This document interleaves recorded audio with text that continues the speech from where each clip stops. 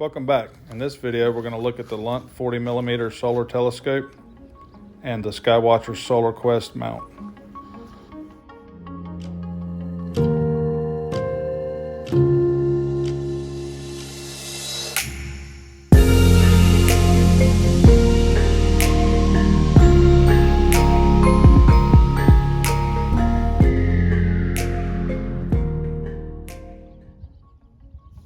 What we're looking at here is the startup sequence of the Skywatcher Solar Quest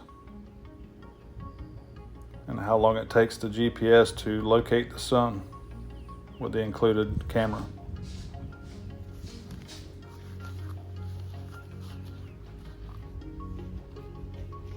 This is my first startup sequence with this mount. Pretty good. Now the manual tells you to point to the left of the sun when you start up. There's a reason for that, and I'll show you later. Not too shabby. Almost there.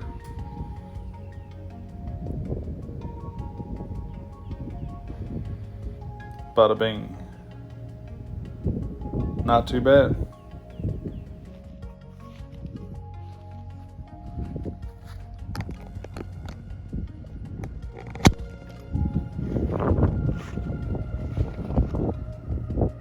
So the finder's on, and let's see if I can get this camera to the eyepiece.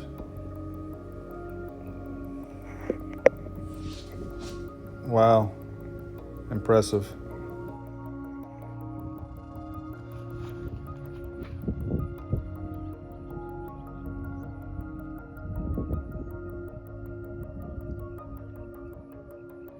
Recenter here. And then all you got to do is press the power button twice. And my soul searcher's a little bit off, but that would be a good time to align that. As you can see, the sun is dead center. So we've got some patchy clouds and a little bit of wind, which is a good thing. That's excellent for testing here. Let's see kind of accuracy this has for realignment, but I'm just going to let it go. This is 15-15 at the moment, and we'll check back guess in about an hour, see what it looks like.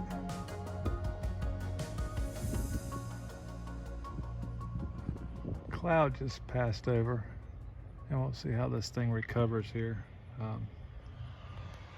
Got it on sharp cap at the moment. Maybe that thing will slide off here soon. It's getting progressively worse out here, but that's a good time to test this because it's not ideal situation. It's this scattered clouds. So we'll see. Okay, there's a break in the clouds. Oh, not really, but the sun's peeking through anyway. And you can see on the screen here,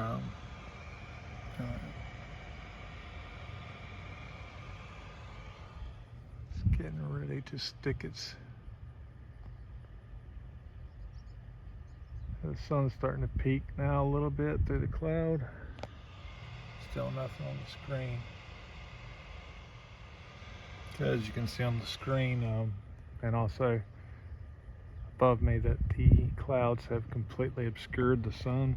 I can hear the motor searching on the mount here, and it's just starting to peak. So let's see how quickly it recovers. And there we go.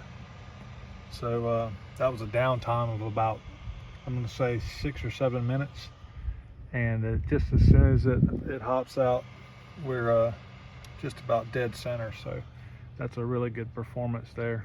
I'm really impressed with that. So ideal situation, no clouds. It's going to track as long as it has battery life or power supply. Okay, there's our region 3 pretty good sized prominences on the edge here. That's what I'm interested in at the moment.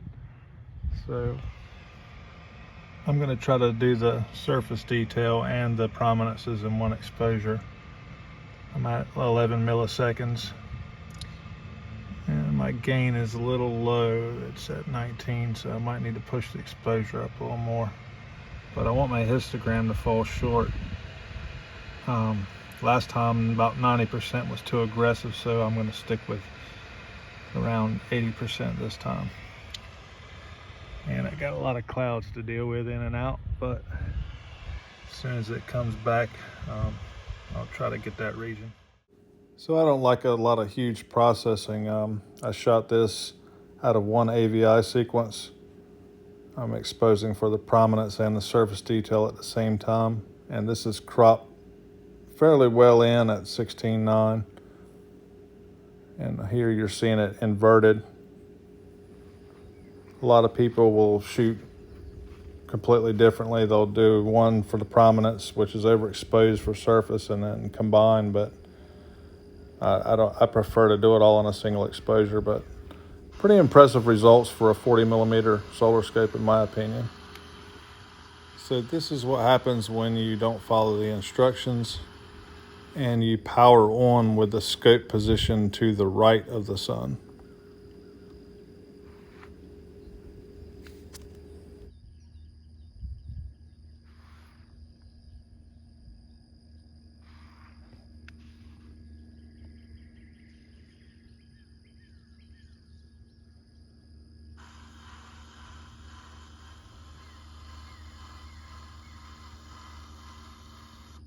So yeah, the sun is just over my left shoulder and we are beginning to rotate towards the west, clockwise, in a GPS searching sequence here. This is why you start to the left of the sun.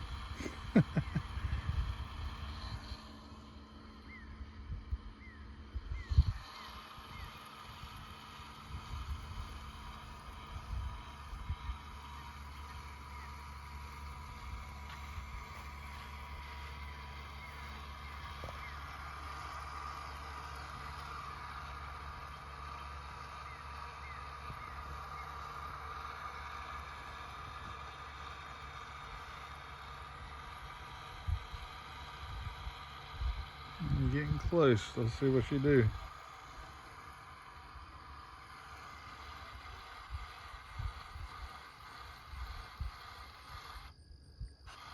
That's looking pretty good.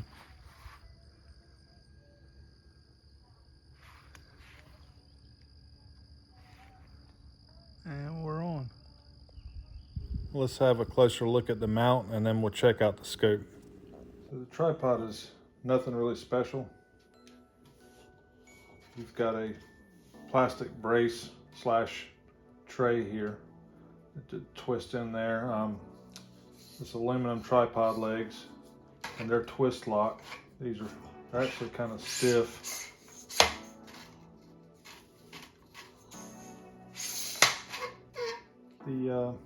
There's a bubble level here, and this center column kind of elevate the mount head to keep the scope from crashing into the legs. Overall, nothing really impressive, but the great thing is that this is 3/8 bolt, so you can use your existing photo tripod or something a little sturdier. It's not bad. I had a little bit of shake there in the wind, and that's with the Lunt 40, which is a very light scope, so not the most rigid thing on earth. But like I said, in my opinion, I wish you could purchase this separately if they would offer that. They're charging you for this and it'll do the job, but like I said, nothing special. On the side you have a standard Vixen with just the one locking knob. Wish they had a safety bolt here also. That's a nice touch, but it's not there. You could always drill and tap one and put one in if you wanted. There's a bubble level on the top also, as well as down on the tripod. This is the camera for the soul searching system on the unit. Your 8-way control is here. Feels really good. Be really easy to use with a gloved finger. And you have a mount status light, power status light, and a power button. Turning the unit around,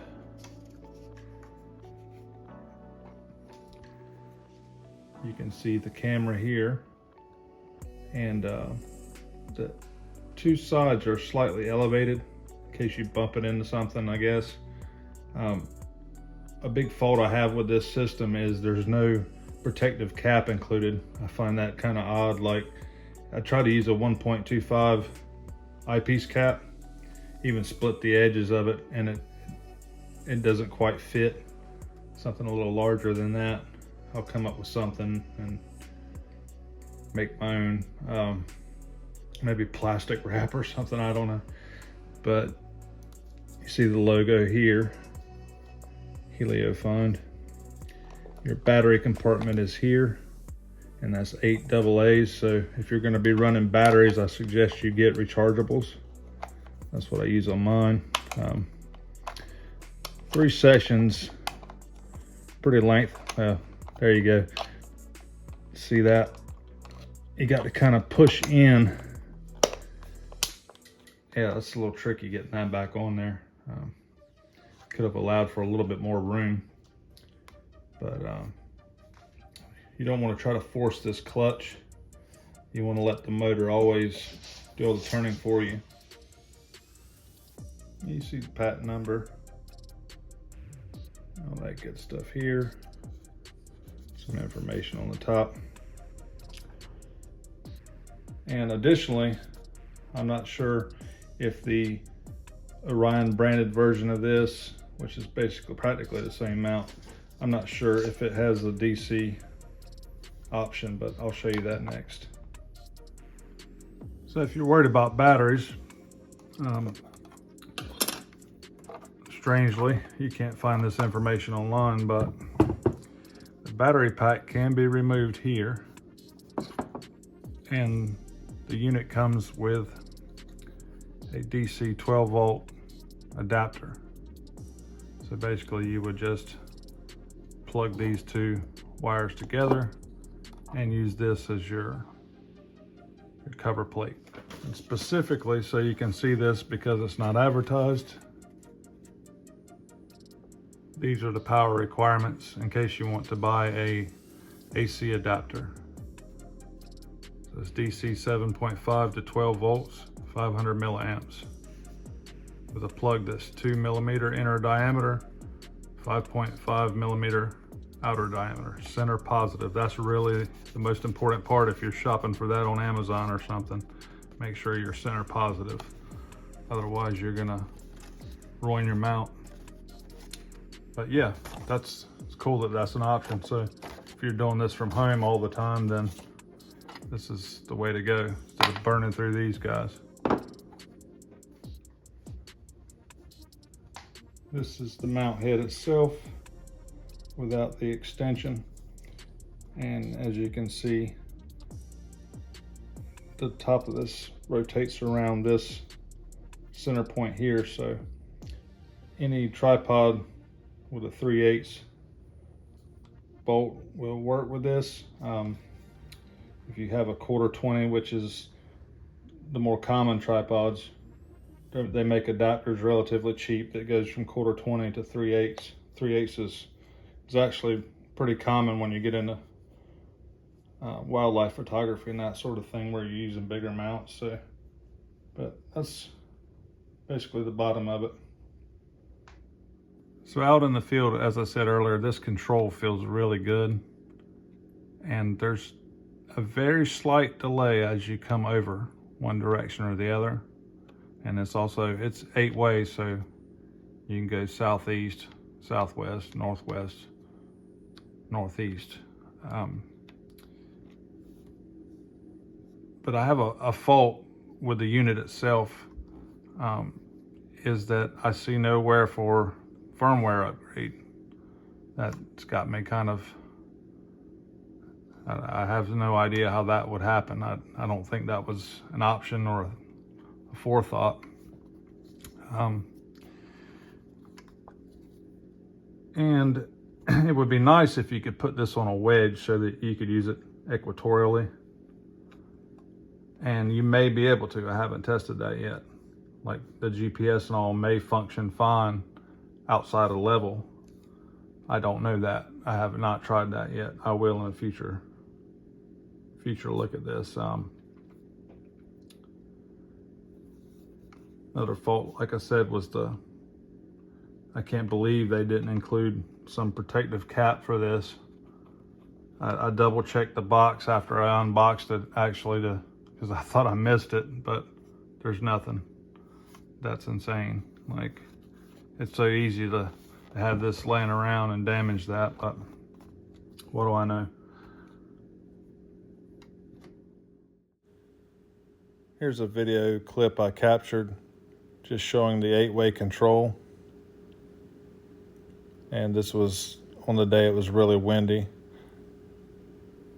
So there's maybe like a partial second of settling time where it's a little bouncy, but the mount itself, once you let off the 8-way controller, it's really solid. Like it holds its position really well, like you would see in any Altaz tracking mount that's good quality. This, it comes to a stop and it holds its position really well. So for locating specific features and that sort of thing and tracking them, it's excellent for that. I haven't modified this video at all. What you're seeing is the wind pushing it around, and that with a combination of the effects of constantly slowing the mount. This will give you an idea of what to expect when you're looking through it.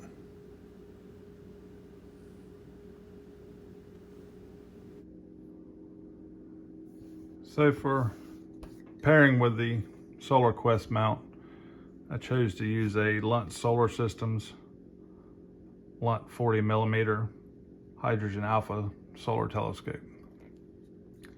And you can get this with the B500 filter or the B600 filter. I want to mention this now before I forget it. I spoke to Lunt directly. I was a little confused about this, but these have actually absolutely nothing to do with the sensitivity of the scope.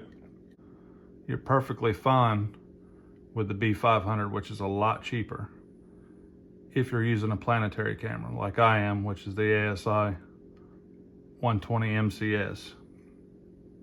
Works perfectly fine with this setup with, as a matter of fact, the diagonal pushed all the way in, which is good because it's more rigid. For visual, you'll actually have to back this out about, I would say, a little over an inch to get in focus with an eyepiece.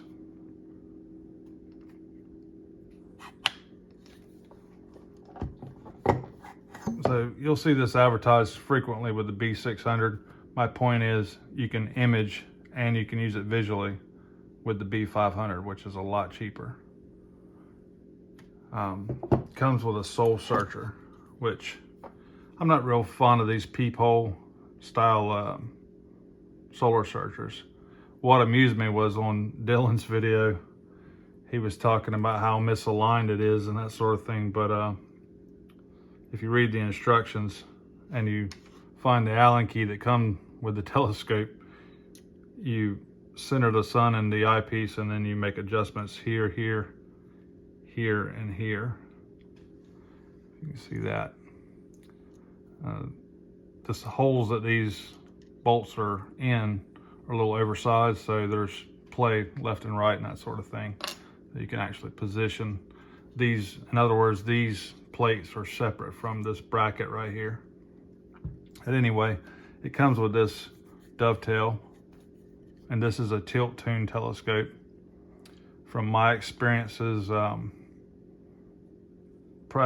pretty much just roll this all the way, I guess you'd call that counterclockwise, and then slightly up, and that's typically where it's going to stay at. For the ASI 120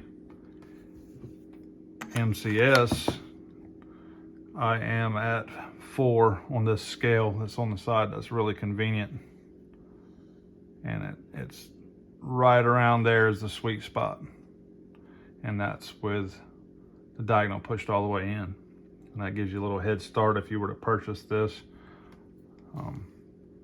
Comes with this eye cap. It's just rubbery. The good thing about this 40mm, even though it's a small telescope, is it actually has the full 40mm aperture, so that's good. I don't believe that the Coronado does. I believe that the aperture is slightly obstructed. If you know for certain, pass that along in the comments if you would. This is a helical focuser. It's really smooth. I like that, and it has a locking knob here. You've got a locking knob for your diagonal. If I don't break something, I'm trying to show you this, but it's compression style, which is nice. Want more up stuff, unless you're an idiot like me, and as you can see, I scored that from having it locked and then turning the diagonal with it locked. So yeah, I've already put some marks on this thing. Your top of your B500 is 1.25 inch, and it's also compression, 2 knobs, and they give you these real nice ones right here. They're a little bigger, they're easy to work with a glove. Overall build construction quality of this scope is fantastic, as it is with any Lunt instrument. I mean, this is their low-end model here, and it's absolutely fantastic. And I love seeing that, because that's where I'm from, is the States. We hardly build anything anymore. Quality telescopes for solar is still one of them. That's great.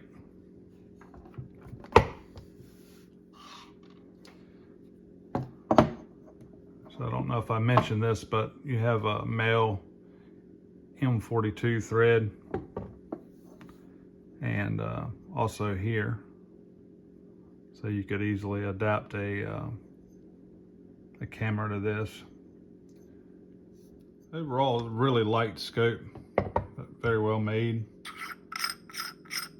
and most everything on here is an M42 thread.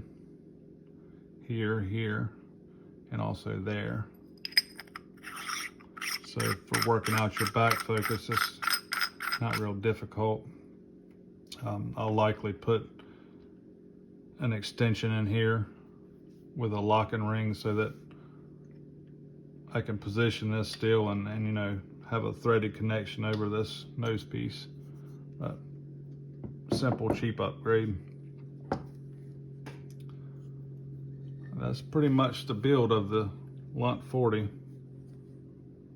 I think it's a great entry-level solar telescope. And again, I don't believe that you're going to need the 600. I'm getting away with the B500, and it's a lot cheaper buying it that way. So consider your options when you go out to purchase one. Fantastic little scope.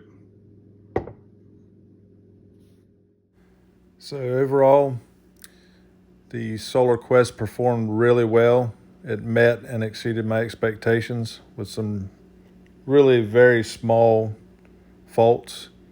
The Lunt 40, it's a remarkable telescope comparable to the Coronado. I think it's better. My first light images were really good. I recommend this setup for somebody who's interested in solar astrophotography. It's really easy to use. If you already have an EQ mount, you can get away with tracking the sun with that, of course, but this is a whole lot easier to set up. If you're into outreach like I am, and that's exclusively why I bought this mount, it's fantastic because you can have a star party, and you can talk and move around, and people can go to the eyepiece, and if somebody bumps a tripod leg or that sort of thing, it's going to reposition. So it's always available. And when you're out imaging the sun with a group, that's unbeatable. So for me personally, it's a fantastic option. And I know I'm reviewing two products in one, but I bought them together, and I'm equally impressed with both. I didn't expect to be disappointed at all with the Lunt, because it's a fantastic company, and they make products that are just outstanding. So without further ado, let me show you some first light images I took. No real heavy processing or that sort of thing, but thanks for watching the video, and hope you enjoy the images, and as always, clear skies.